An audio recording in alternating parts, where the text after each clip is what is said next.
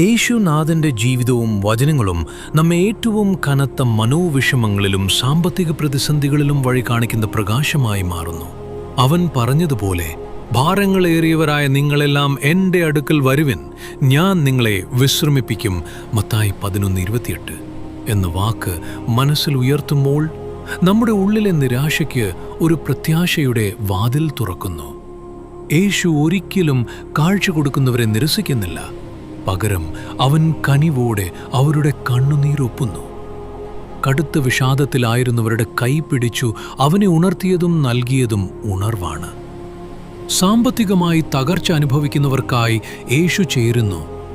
നിങ്ങൾ ദൈവരാജ്യവും അവൻ്റെ ന്യായവുമാണ് ആദ്യം അന്വേഷിക്കേണ്ടത്, പിന്നെ ഈ സകലവും നിങ്ങളേക്കായി ചേർക്കപ്പെടും.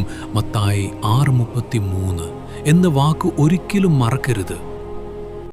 ഈ വാക്കിൽ നമുക്ക് കാണാം, ദൈവം നമ്മെ ഉപേക്ഷിക്കുന്നില്ല. പകരം ആദ്യം അവനെ തിരയുവാൻ ഞങ്ങൾ തയ്യാറായാൽ അവൻ ആവശ്യമായതെല്ലാം നൽകും.